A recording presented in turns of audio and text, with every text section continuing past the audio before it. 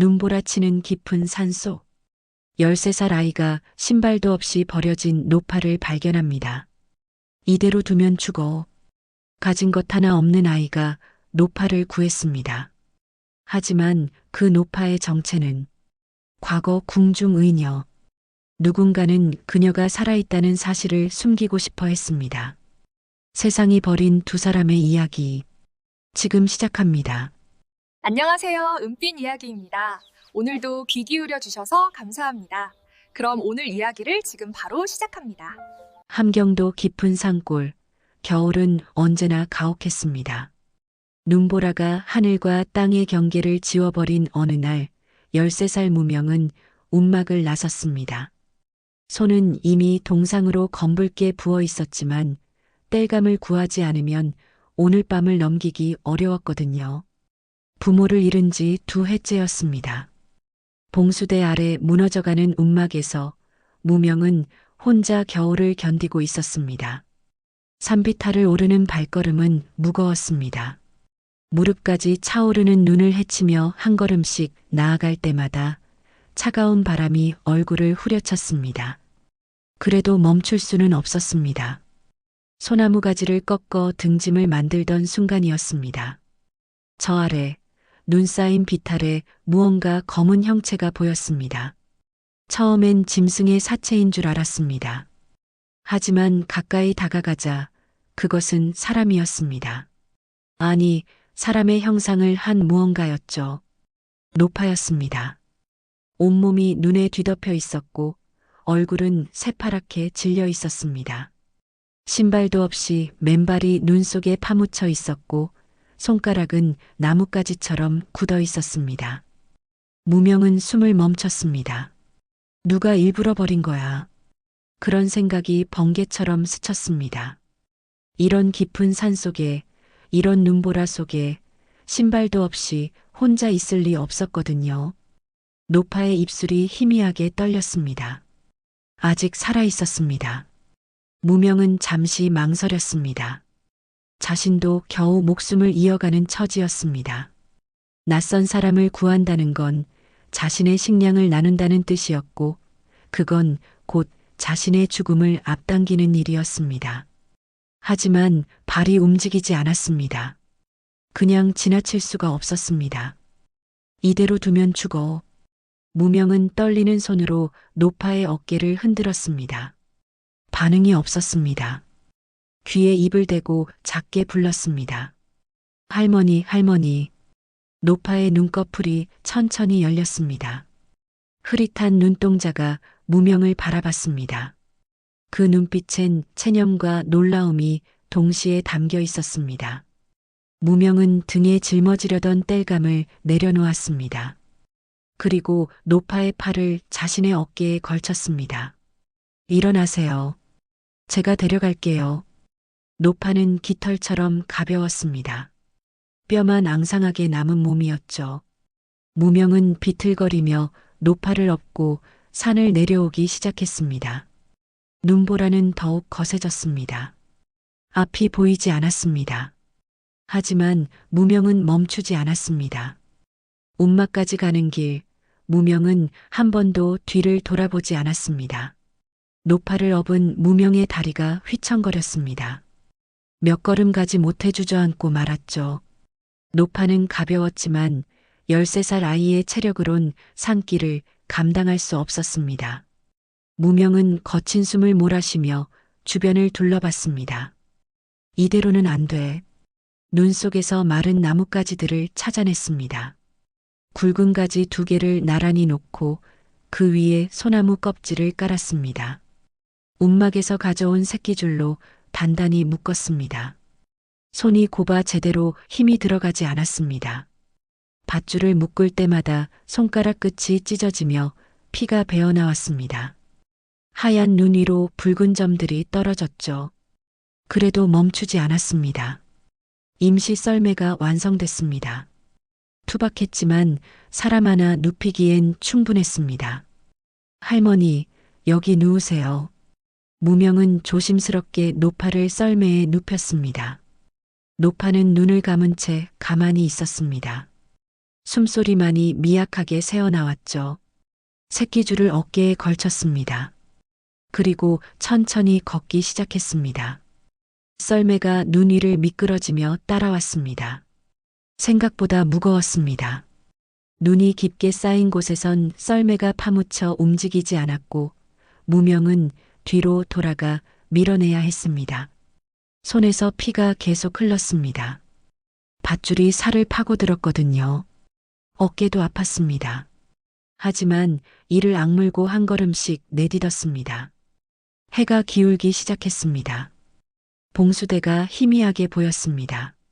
그 아래 움막도 눈에 들어왔죠. 무명은 마지막 힘을 짜냈습니다. 움막에 도착했을 땐 온몸이 땀으로 젖어 있었습니다. 차가운 바람에 그 땀이 얼어붙으며 오한이 밀려왔습니다. 하지만 쉴 시간이 없었습니다. 무명은 노파를 움막 안으로 옮겼습니다. 그리고 서둘러 불을 피웠습니다. 부싯돌을 몇 번이고 쳐서 마른 솔잎에 불씨를 옮겼고 조심스럽게 바람을 불어넣어 불을 키웠습니다. 움막 안이 따뜻해지기 시작했습니다. 노파의 얼굴에 조금씩 핏기가 돌았습니다. 굳어있던 손가락도 천천히 펴지기 시작했죠. 무명은 구석에 남겨둔 좁쌀죽을 꺼냈습니다. 원래 내일 아침 먹으려고 아껴둔 거였습니다. 물을 조금 부어 따뜻하게 데웠습니다. 할머니, 드세요. 노파의 입술에 숟가락을 가져다 댔습니다.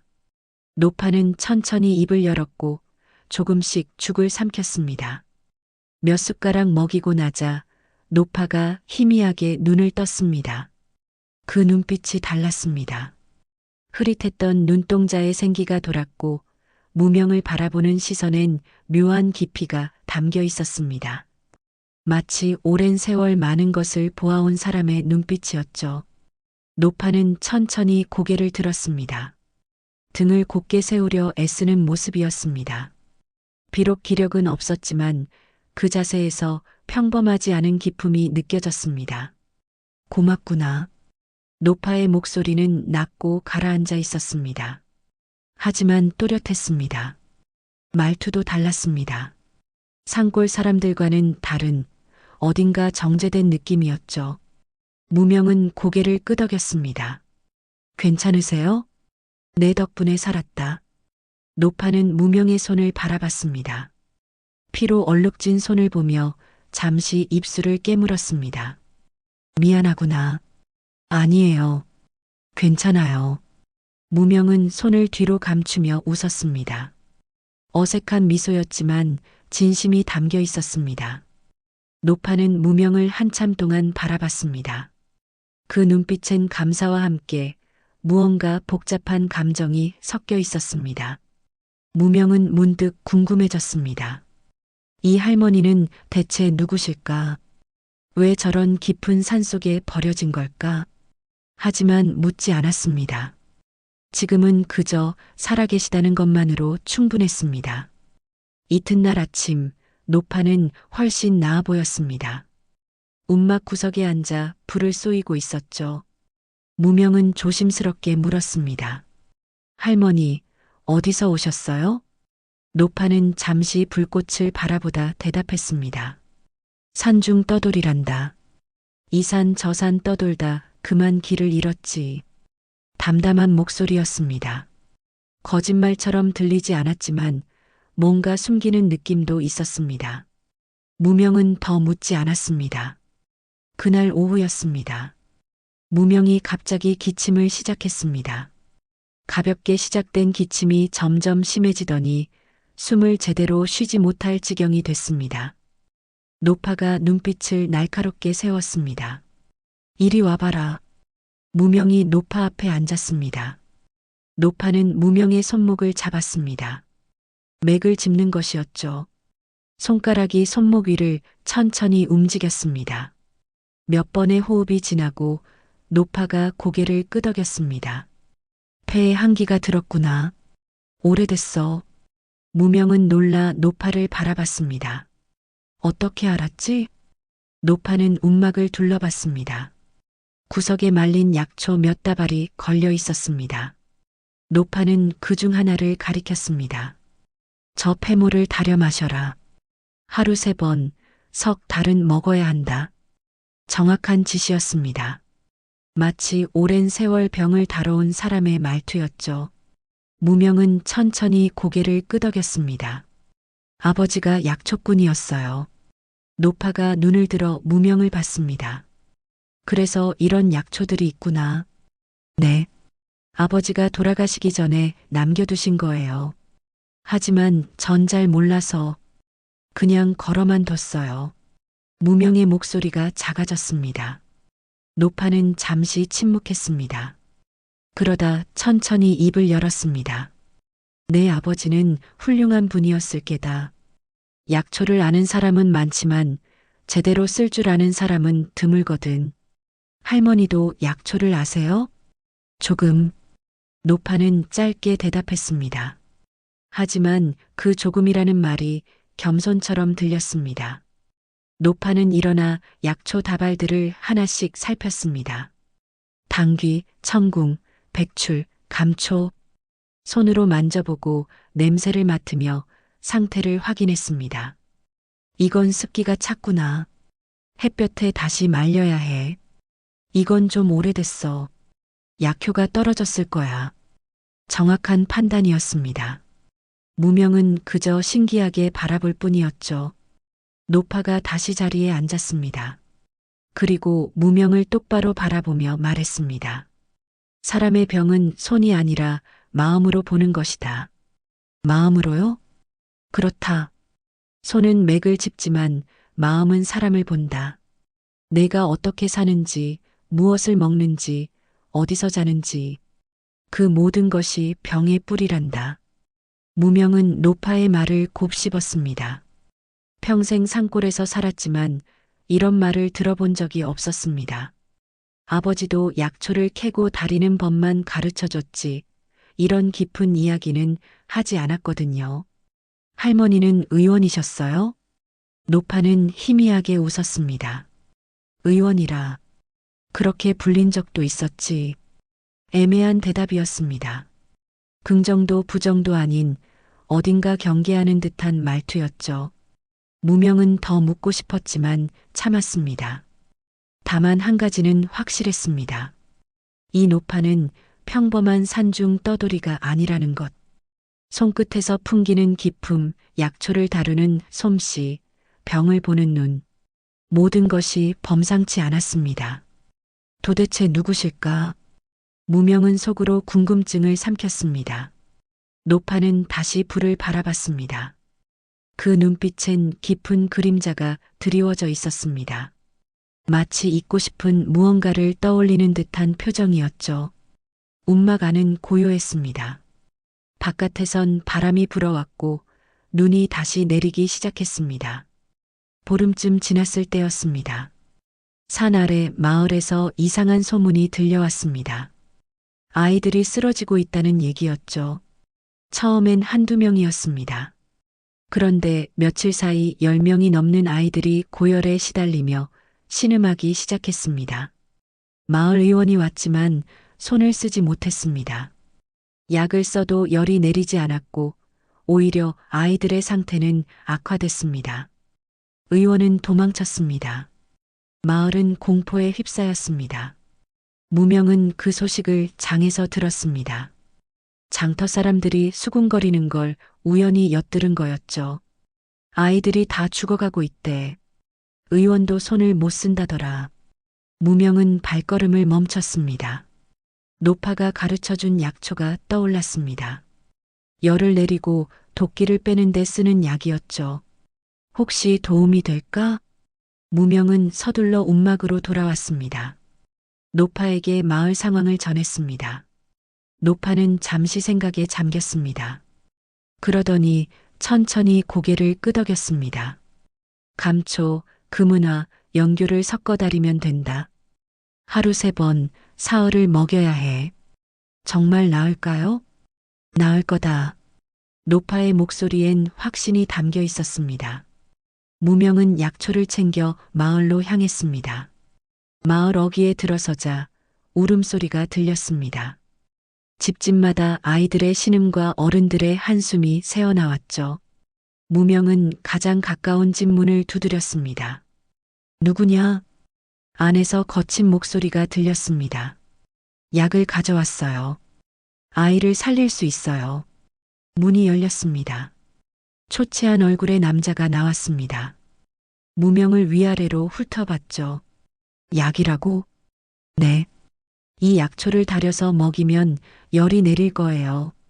남자는 무명의 손에 든 약초를 받습니다. 그러더니 얼굴을 찌푸렸습니다. 거지 아이가 무슨 약을 안다고. 정말이에요. 할머니한테 배웠어요. 할머니? 누가 그 미친 할머니 말을 믿냐? 꺼져. 문이 쾅 닫혔습니다.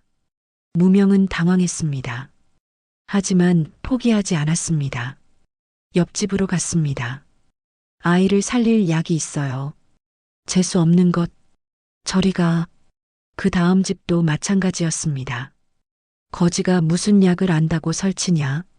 사람들은 문을 열지도 않았습니다. 어떤 집에선 돌을 던지기까지 했습니다. 다시는 오지 마라. 돌이 무명의 어깨를 스쳤습니다. 아팠습니다. 하지만 눈물은 나오지 않았습니다.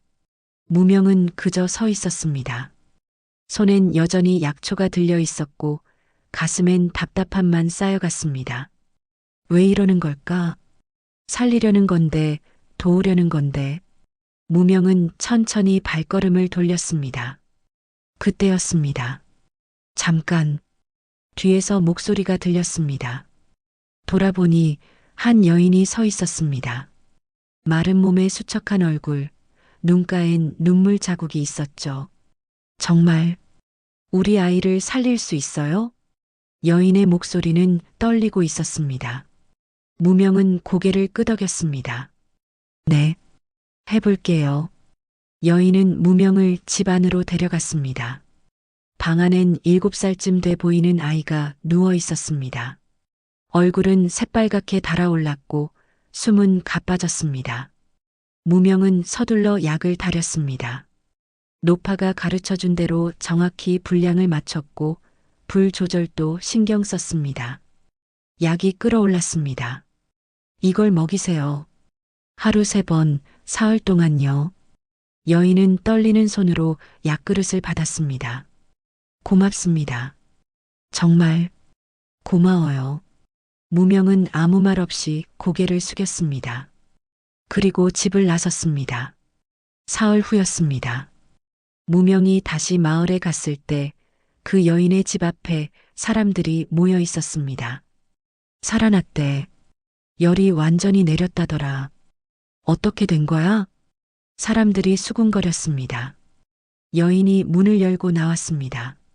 손엔 아이를 안고 있었죠. 아이는 맑은 눈으로 주변을 둘러봤습니다. 여인의 눈엔 눈물이 고였습니다. 무명은 멀찍이 서서 그 모습을 봤습니다. 가슴이 따뜻해졌습니다. 살았구나. 그걸로 충분했습니다. 소문은 빠르게 퍼졌습니다. 죽어가던 아이가 살아났다는 이야기가 마을 전체로 번졌죠. 사람들은 수군거렸습니다. 거지 아이가 가져온 약이 효과가 있었대. 누가 가르쳐 준 거래? 산속 할머니라던데. 그 소문은 마을의 토호 장서방 귀에까지 들어갔습니다. 장서방은 마을에서 가장 큰 기와집을 가진 자였습니다. 땅도 많았고 사람도 부렸죠. 마을 일은 모두 그의 손을 거쳐갔습니다. 장서방은 소문을 듣고 미간을 찌푸렸습니다. 산속 할머니라고? 예. 봉수대 아래 움막에 산다 합니다. 하인의 보고를 듣던 장서방의 얼굴이 굳었습니다. 그 노파가 살아있단 말이냐? 목소리가 낮게 깔렸습니다. 뭔가 불편한 기억이 떠오른 듯 했죠. 장서방은 자리에서 일어났습니다. 가서 확인해봐라. 누군지 똑똑히 보고 와. 예, 나리.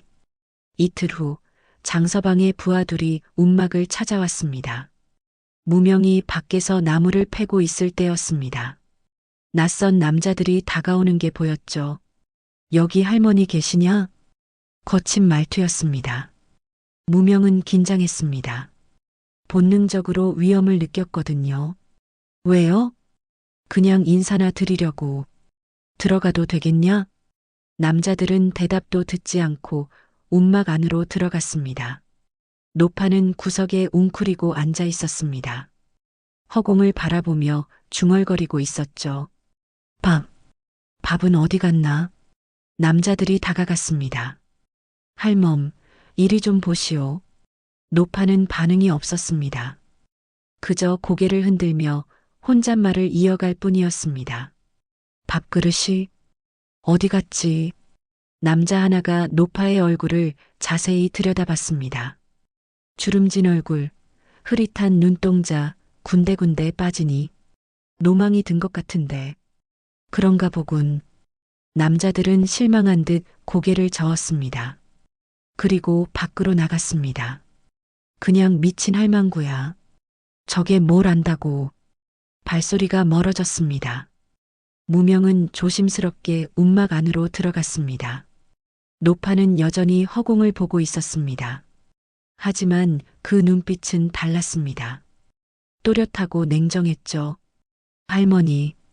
노파가 천천히 고개를 돌렸습니다. 그리고 작게 미소 지었습니다. 잘 속았구나. 연기였습니다. 노망이 아니었습니다. 무명은 가슴이 철렁했습니다.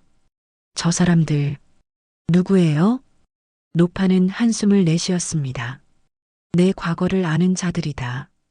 과거요? 지금은 말할 때가 아니란다. 하지만 조만간 더 큰 일이 생길 게야.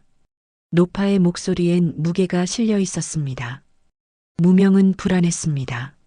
뭔가 잘못되고 있다는 느낌이 들었거든요. 밤이 되었습니다.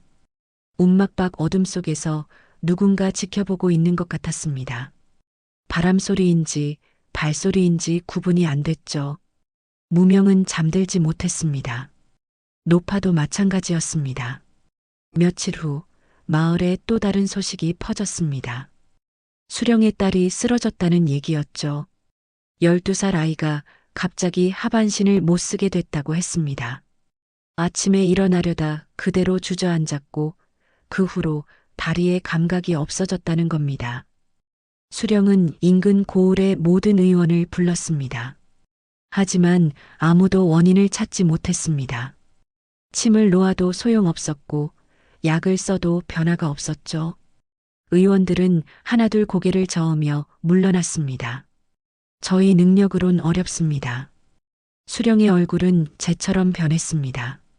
무명은 그 소식을 장터에서 들었습니다. 발걸음이 멈췄죠. 할머니라면 집으로 달려갔습니다. 노파는 움막 밖에서 약초를 말리고 있었습니다. 할머니, 수령댁 아이가 쓰러졌대요. 하반신을 못 쓴대요. 노파는 손을 멈췄습니다. 그래서 도와주실 수 있잖아요. 안 된다. 노파의 대답은 단호했습니다. 무명은 당황했습니다. 왜요? 아이가 죽을 수도 있어요. 내가 나서면 더 큰 화가 생긴다. 그래도 무명의 목소리가 떨렸습니다. 눈시울이 붉어졌죠. 어머니도 의원을 못 불러서 돌아가셨어요. 노파가 고개를 들었습니다. 무명은 눈물을 참지 못했습니다. 아버지가 약초를 구하러 갔다가 돌아오지 못했어요. 어머니는 그대로 피를 흘리며 죽었어요. 아무도 도와주지 않았어요. 노파는 말없이 무명을 바라봤습니다. 제발 그 아이만은 살려주세요. 무명이 무릎을 꿇었습니다. 노파는 긴 한숨을 내쉬었습니다. 그리고 천천히 일어났습니다. 알았다. 하지만 조건이 있다. 뭐든지 할게요. 내 얼굴을 가려야 한다. 그리고 내가 치료했다고 말해라. 무명은 고개를 끄덕였습니다. 이튿날 무명과 노파는 관아로 향했습니다. 노파는 얼굴을 천으로 가렸고 등도 구부린 채 지팡이에 의지했습니다. 영락없는 늙은 할망구의 모습이었죠. 관아 문 앞에서 아전이 가로막았습니다. 무슨 일이냐? 아이를 고칠 수 있어요. 아전은 비웃었습니다. 수령나리께서 온 고을 의원을 다 불렀다. 내가 뭘 안다고. 한 번만 보게 해주세요. 무명의 간절함에 아전은 잠시 망설이다 안으로 들어갔습니다. 곧 허락이 떨어졌습니다.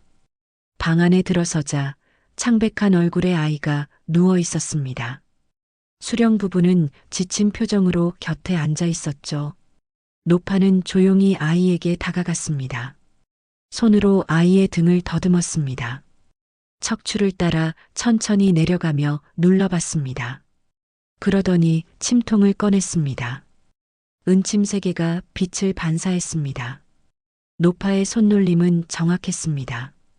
아이의 등 세 곳에 침을 꽂았죠. 깊이도 각도도 완벽했습니다.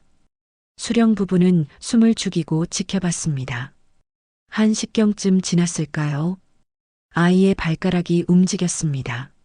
어머니, 발이, 아이의 목소리가 떨렸습니다. 수령 부인이 눈물을 흘렸습니다. 노파는 침을 빼고 조용히 물러났습니다. 사흘 후 다시 올 겁니다. 무명이 대신 말했습니다. 관아를 나서며 노파는 천을 더 깊이 눌렀었습니다. 멀리서 누군가 지켜보고 있다는 걸 두 사람은 알고 있었습니다. 그날 밤 달은 구름에 가려져 있었습니다. 무명은 깊은 잠에 빠져 있었습니다. 노파도 움막 구석에서 눈을 감고 있었죠. 갑자기 타는 냄새가 났습니다. 노파가 눈을 떴습니다. 움막 벽에서 불꽃이 솟아오르고 있었습니다. 무명아, 일어나라. 노파의 외침에 무명이 화들짝 깼습니다. 불이야. 불은 이미 사방으로 번지고 있었습니다. 마른 나무로 만든 움막은 순식간에 불길에 휩싸였죠. 밖에서 비웃는 소리가 들렸습니다. 다 타 죽어라. 장서방의 부하들이었습니다. 무명은 노파의 팔을 잡았습니다. 빨리 나가요. 하지만 출구는 이미 불길에 막혀 있었습니다. 무명은 뒤편 벽을 걷어찼습니다. 낡은 나무가 부서지며 구멍이 생겼죠. 할머니, 이쪽으로. 노파를 밀어내고 무명도 뒤따라 나왔습니다. 움막은 활활 타오르고 있었습니다. 부하들이 소리쳤습니다. 저기다, 저기. 무명은 노파를 업었습니다. 그리고 어둠 속으로 뛰기 시작했습니다. 숨이 턱까지 찼습니다. 다리가 풀렸습니다. 하지만 멈출 수 없었습니다. 뒤에서 발소리가 쫓아왔습니다. 무명은 산길을 벗어나 마을 쪽으로 방향을 틀었습니다. 관아로 가야 한다는 생각뿐이었죠. 한참을 달렸습니다. 관아 문 앞에 도착했을 땐 온몸이 땀으로 젖어 있었습니다. 문 열어주세요. 무명이 필사적으로 외쳤습니다. 문이 열렸습니다. 아전이 놀란 얼굴로 두 사람을 맞았습니다. 무슨 일이냐? 죽이려고 해요. 장서방이 우릴 죽이려고 불을 질렀어요. 아전은 서둘러 두 사람을 안으로 들였습니다. 수령이 급히 나왔습니다. 무슨 일인가? 무명이 상황을 설명했습니다. 불탄 움막, 쫓아오던 자들, 장서방의 이름까지. 수령의 얼굴이 굳었습니다. 장서방이 왜 그런 짓을? 노파가 천천히 얼굴을 가렸던 천을 벗었습니다. 주름진 얼굴이 드러났습니다. 하지만 그 눈빛은 흐릿하지 않았습니다. 또렷하고 당당했죠. 제 이름은 혜련입니다. 과거 궁중 의녀였습니다. 수령이 눈을 크게 떴습니다. 의녀라니. 30년 전 저는 왕실의 병을 다스렸습니다. 하지만 권력 다툼에 휘말려 이곳으로 유배됐죠. 노파의 목소리는 차분했습니다. 장서방은 그때 저를 고발한 자의 후손입니다. 제가 살아있다는 걸 알면 자신의 조상이 저지른 죄가 드러날까 두려웠던 겁니다. 죄라니 무슨 죄를 말씀하시는 겁니까? 모함입니다. 장서방의 조상은 저를 모함해 공을 가로챘고 그 대가로 이 땅을 하사받았습니다. 수령은 숨을 멈췄습니다. 노파는 품에서 낡은 문서 하나를 꺼냈습니다. 이것이 증거입니다. 당시 궁중에서 주었던 교지입니다. 수령이 문서를 받아들었습니다. 촛불 아래서 천천히 읽어내려갔죠. 얼굴이 점점 창백해졌습니다. 이게 사실이라면 장서방 집안은 모두 거짓 위에 세워진 겁니다. 그때였습니다. 밖에서 고함 소리가 들렸습니다. 수령날이 장서방이 찾아왔습니다. 장서방이 아전 여럿을 거느리고 들어섰습니다. 얼굴엔 오만함이 가득했죠. 수령날이 저 노파를 넘기시오. 저자는 위험한 자입니다. 수령이 찬찬히 장서방을 바라봤습니다. 위험한 자는 따로 있는 것 같소? 무슨 말씀을? 당신 조상이 무고한 의녀를 모함한 사실, 그 대가로 이 땅을 부정하게 얻은 사실, 모두 밝혀졌소. 장서방의 얼굴이 굳었습니다. 그건, 포졸들, 저자를 잡아라. 포졸들이 달려들었습니다. 장서방은 뒷걸음질 쳤지만 이미 늦었습니다. 이럴 수가. 장서방은 그대로 끌려갔습니다. 수령은 노파에게 깊이 절했습니다. 죄송합니다. 몰라 뵙고 실례했습니다. 아닙니다.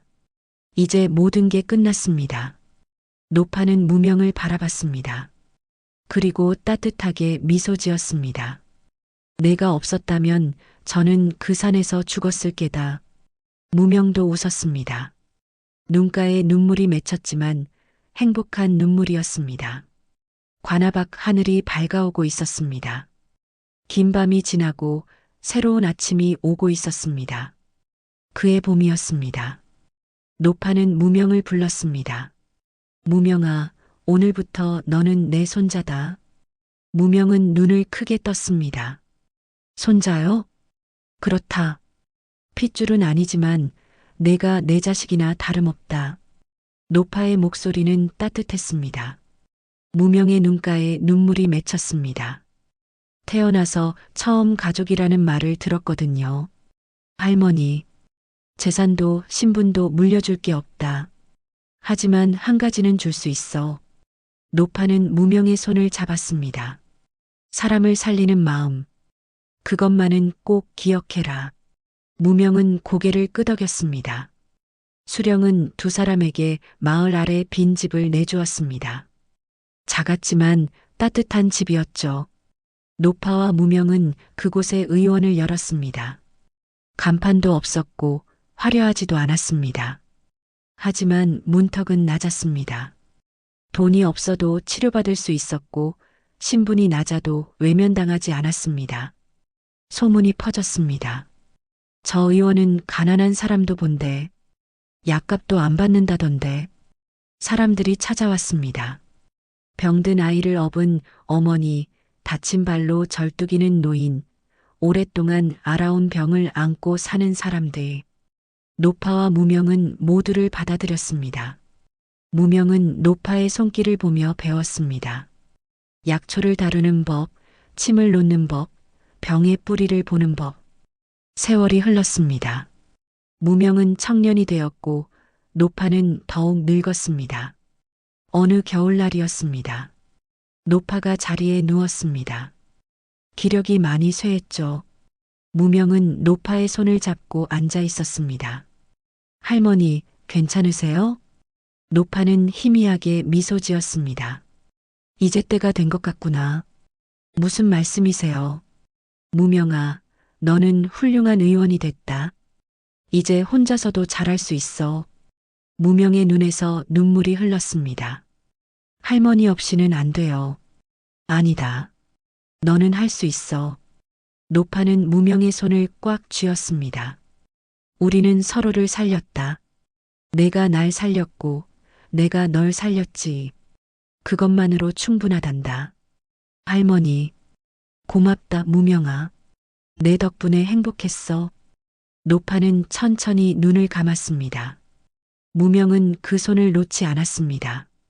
한참을 그렇게 앉아 있었죠. 봄이 왔습니다. 무명은 의원을 계속 지켰습니다. 노파가 그랬던 것처럼 돈 없는 사람도 천한 신분의 사람도 모두 받아들였습니다. 의원 앞엔 작은 비석이 하나 세워져 있었습니다.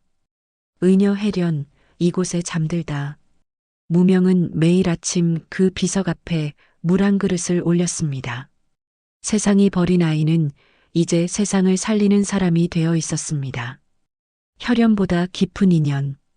그것이 두 사람을 이어준 진짜 끈이었습니다. 여기까지 은빛 이야기였습니다.